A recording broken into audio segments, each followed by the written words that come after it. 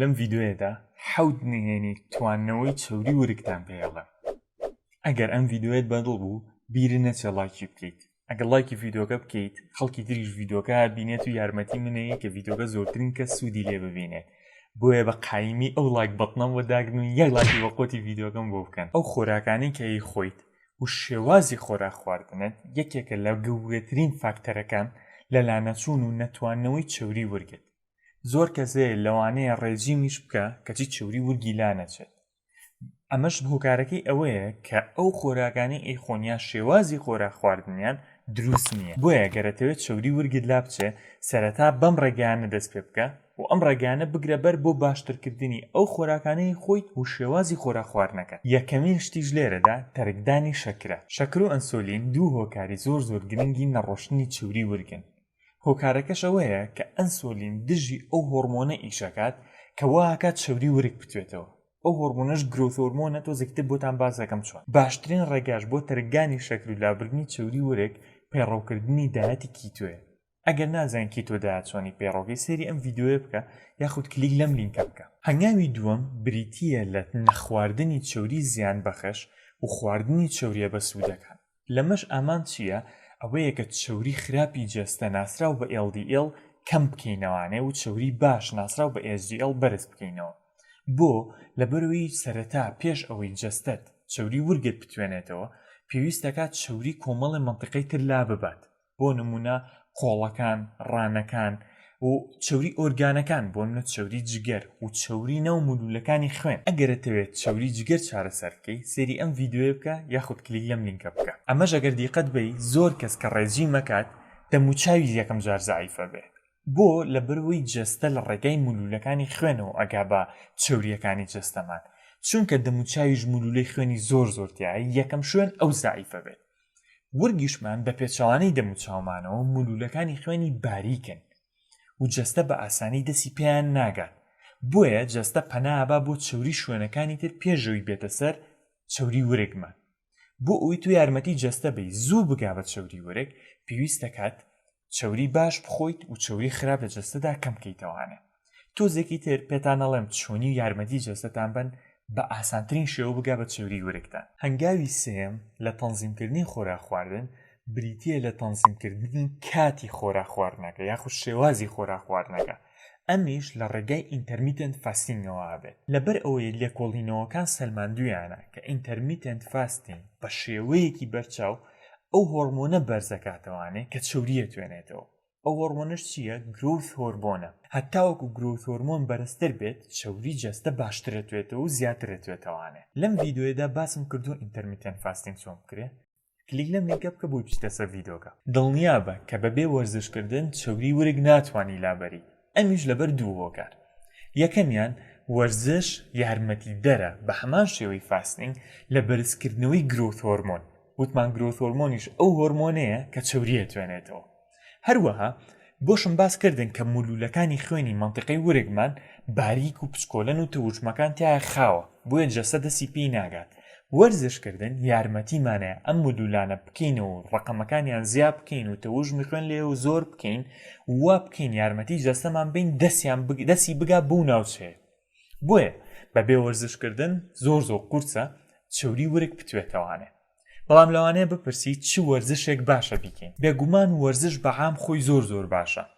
بەڵام ئەو وەرزشانەی کە تارگێتی ناوچەی ورگەکەن و هەروەها جۆرێک لە وەرزش کە ناسراوە بە HIIT یاخود هێت باشترین ڕێگایە بۆ تواننەوەی چەوری ورگمان. لەم ڤیددیۆیەدا ڕێنمایی دراوە کە چۆنی هیت بکرێت و لە دیسکریپشنی ڤیددیۆکە لینکی ئەم ڤیددیۆیەتان بۆ دانێم بۆ ئەوی ئێوەش ڕەچاوی بکەن و بزانن چۆنی پێڕەوی هێت بکەن. ئەگەر لەگەڵ تەنزیمکردنی خۆراکە ئەم جۆرە وەرزشە بکەی بەلایەنی کەمەوە بۆ 4 هەفتە دڵنیا بە ئەنجامێکی بەرچاوە بینیت. خەوی باشترین هۆکارە لە چەوری تواننەوەی ورگدا. ئەمیش لەبەر چەند سەبەبێک. یەکەمیان ئەو گرۆث هۆرمۆنەی کە بە ڕێژیم و کە بە وەرزش ئەمانەوێ بەرزیکەینەوە لە ڕۆژە ئۆتۆماتیکی خۆی لە شەوە ئەفڕێ لە جسممانە. گرۆث هۆرمۆن عادەتێکی هەیە بە ڕۆژە کە بە خەبەریت ڕێژەکەی کەمەکات. بە شەوە کە ئەخەویت و بە تایبەتیش کە ئاچیتە خەوی قوڵەوانێ ڕێژەکەی بە شێوەیەکی بەرچاو بەرزە بێتەوانێ. ئەمە پێڵێن سێرکەی دیان ڕێزم. کەواتە ئەگەر تۆ بتەوێت شەوری ورک بتوێنیتەوانێت پێویستەکە خەوت باشکەی چونکە لەو کاتێک کە تۆ خەوتویت و لە خەوی قوڵای جسمت خەریکی دروستکردنەوەی خۆیەتی و خەریکی چاکردنەوەی خەلەلەکانە و خەریکی چەوری تواننەوەیە. بەڵام ئەگەر تۆ خەوت کەم بێ بە باشی نەخەویت و کوواڵتی خەوەکەت باش نەبێ هەروەها کەم بخەویت و زۆر بەخەبەر بیت ئەوە ناگەی بۆ ئەنجامی کە ئەتەوێت کە ئەویش چەوری تواننەوەی ورکتە. بۆیە بۆ چەوری توانەوەی ورک ئەبێ بەلایانی کەمەوە 7 بۆ 8 ساعت بخەویت، کوواڵەتی خەوەکەت باش بێ، خەوەکەت پچڕ نەبێ و سترێست نەبێ و بە باشی بخەویت. احتیمالە تۆ هەموو ئەم ڕێنمایانەی سەرەوە بە مەزبوطی پەیڕەوکەی کەچی هێشتا ببینیت وەکو پێویست ورگە نەنیشتۆتەوانێ. لەوانەیە هۆکاری ئەمان چەوری نەبێت، احتیمالە تۆ چەوریشت توانە بێتەوانێ بەڵام بەهۆی زۆری غازاتەوانێ کە زۆرینەی زۆری کورت نەخۆشی قۆڵۆنی هەیە و غازاتی زۆرە وا بزانیت ورگە ئاوسا و وا بزانێ ئەمە چەوریە. ئەمیش لەبەر دوو هۆکارە. یەکەمیان زۆر خواردنی شەکر و گەنمەمەنیەکان و کاربۆهیدراتە کە بێتە هۆی دروستبوونی غازات بە تایبەتی لەو کەسانی کە قۆڵۆنیان هەیە. دووەمینیان قەبزیە کە قەبزە بیت غازاتی سکت دەرناچێ، سکت ئاوسێ وا هەستەکەی خەڵەو بووی یاخود چەوریت زۆرە. بۆیە ئەگەر تۆ نەخۆشی قۆڵۆنت هەیە یاخود غازاتت هەیە شیرەمەنیەکان، گەنمەمەنیەکان، کاربۆهیدرات و شەکر تەرک بدە بۆ ئەوی ورگت بنیشێتەوانێ و لەگەڵیشە یارمەتی دەربێت لە دابەزینی چەوری ورگدا. ئەگەر نازانی نەخۆشی قۆڵۆن چی و چۆنی چارەسەرەکرێت سێری ئەم ڤیدیۆیەکە یاخود کلیک لەم لینکە بکە. ئەگەر بەگشتی تەندروستی جەستەت خراپ بێت ئەوە جەستت ناتوانێت تەرکیز کاتە سەر چەوری تواننەوە و بە تایبەتیش تواننەوەی چەوری ورگێت. ئەمەش لە خانماندا زیاتر باوە. بۆ نمونە باوترین کێشەی تەندروستی جەستەی خانمان بریتیە لە ناڕێکی هۆرمۆن. لێرەشدا هۆرمۆنی ئیستروجین تاوانبارە کابێتە هۆی خاوکردنەوەی زیندە چالاکی جەستە، تێکدانی سووڕی مانگانە و تێکدانی هۆرمۆنەکانی تر بەگشتی. بۆیە ئەگەر کەسێک هۆرمۆنات جسمی ڕێک نەبێت یاخود تەندروستی گشتی جەستەی تەواو نەبێت ناتوانێت چەوری ورگی بتوێنێتەوە و بربەستێکە لە گەیشتن بۆ ئامانجەی. خەڵک هەیە وەرزشی ژەکات، ڕێجیمی ژەکات، احتیمالە کێششی دابەزێ بەزە بینێت چەوری ورگی ناتوێتەوە. هۆکار چییە؟ کۆمەڵی خۆی خراپی هەیە. بۆ نمونە خەوی باشنی یاخود جگەرایە کێشێت یاخود مەشوو بخواتەوانێت ئەبینی بە ڕۆژەکان ڕێجی مەکە کەچی شۆکێچە مەشوو بخواتەوە. طبعا مەشروبیش زۆرترین تاقیتە، یعنی لە دوای چەوریەوە مەشروب تاقیکی زۆری کە بۆیەوەی تۆ کردوتە لە ڕۆژەکەیە شەوەکەی لێو تێگەیاتەوە. ئارامگرتن گەورەترین کلیلکردنەوەی دەرگای چەوری تواننەوەی وەرگە. بۆچی؟